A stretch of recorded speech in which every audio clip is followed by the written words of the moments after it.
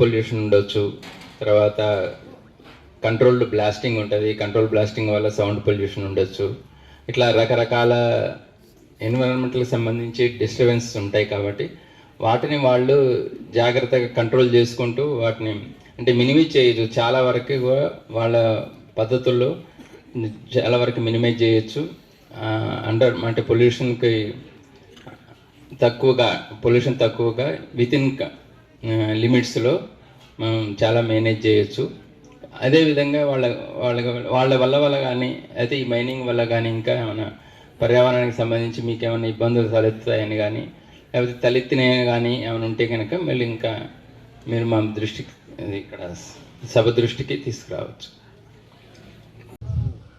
రెండోది, మీరు సిఎస్ఆర్ కోడ్ని ఖర్చు పెడుతున్నారు, గ్రామంలో అందరికి సహాయపడుతున్నారు. టాప్ స్థాయి కొట్టుకపోతుంది, అది కొట్టుకపోయి చెరువులకు పోతుంది. ఇది సుమారుగా ఒక 3 హెక్టార్ల కన్నా ఎక్కువ ఉన్నదని మినహాయింపు చేసి గతంలో లాగా 20 హెక్టార్ల కన్నా ఎక్కువ చేయాలి. ఎందుకంటే ఇక్కడ 3 విషయాలు మనం టాప్ స్థాయిలు కూడా మీ భూమిలో ఉంటట్టు కిందికి పోకుండా దాన్ని కొంచెం స్ట్రక్చరల్గా ఏర్పడి ఈ ఎవెన్యూ ప్లాంటేషన్ ఉంది కదా, గ్రామాల్లో పోయే చెట్లకు కూడా మీకు కొత్తగా చెప్పాల్సిన అవసరం లేదు. ఎందుకంటే మీ దాంట్లో అన్ని మొక్కలు ఉన్నాయి. మేము ఏం చెప్తామంటే పండ్ల మొక్కలు, మెడిసినల్ వాల్యూ నాటండి, పర్యావరణానికి కూడా మేలు జరుగుతాయి. మీరు అది వీలైతే ఆ విలేజ్ ప్లాంటేషన్లో కానీ ఇక్కడ ఈ క్రెషర్ చూస్తుంటే అంటే నేను చాలా సార్ హైదరాబాద్కు వారానికి ఒకసారి తిరుగుతుంటా, స్టేయింగ్ హైదరాబాద్. ఎక్కడ క్రెషర్ చూసినా కానీ ఇక్కడ గుట్టల కొన్ని దుమ్ములు కనబడతాయి. ఏ క్రెషర్ చూసినా కానీ అదొక మిషన్ కనబడతాయి, రాళ్ళు రప్పలు కనబడతాయి, కానీ ఎక్కడ ఒక 4 చెట్లు కనబడాయి.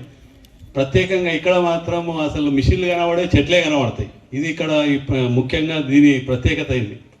ఇక్కడికి వస్తే వాతావరణం ఎట్లుంటుంది అంటే ఒక పిక్నిక్ స్పాట్కి వచ్చినట్టు ఉంటుంది.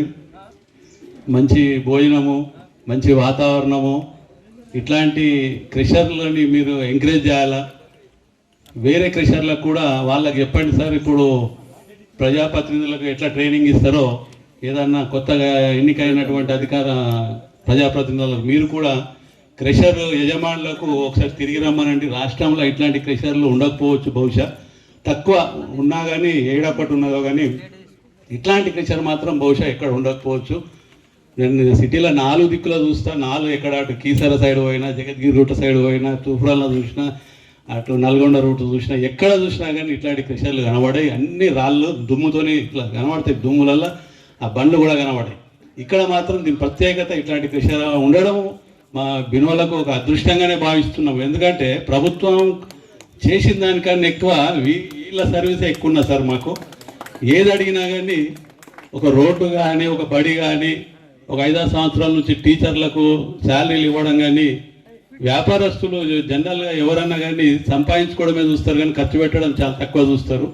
అది నాకు ఖర్చు పెట్టడం ఎక్కువ, సంపాదించడం తక్కువ. మనకు ఎందుకులే, ఉన్నది బాగా ఖర్చు పెడదాము, సంపాదించడం తర్వాత సంగతి కాదు, ఉన్నది సరిపోతుంది అన్న ఉద్దేశంతో సేవ చేస్తున్నందుకు సుధాకర్ రెడ్డి గారికి ప్రత్యేక ధన్యవాదాలు.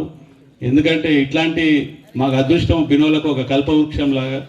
ఎక్కడ చూసినా, ఏ రోడ్డు చూసినా కానీ ఆయన మట్టే కనబడుతుంది, ఆయన రాళ్ళే కనబడతాయి. ప్రభుత్వం కన్నా ఎక్కువ పనులు చేసింది ఇక్కడ. మా గత విలేజ్ చూస్తే మీకు తెలుస్తుంది సార్, విలేజ్లో చాలా వెనుకబడ్డ ఊరు ఇది. ఇక్కడ ఏ పని చూసినా కానీ వీళ్ళు చేసిన పనులే ఉంటాయి ఎక్కువ మట్టుకు. వీళ్ళు కోఆపరేషన్ ఎక్కువ ఉన్నది. ఓనర్లు కూడా ఎవరైనా ఇల్లు కట్టుకునే వాళ్ళకు కూడా మంచి డిస్కౌంట్లు ఇవ్వడము, మంచిగా మాట్లాడము, మర్యాద ఉండడము, ఇట్లాంటి క్రెషర్ నిర్వహిస్తున్నందుకు ప్రత్యేక ధన్యవాదాలు, ప్రత్యేక కృతజ్ఞతలు చెప్తున్నాం మేనేజ్మెంట్ గారికి, గ్రామ ప్రజల తరఫున నాకు ఇచ్చిన అవకాశం.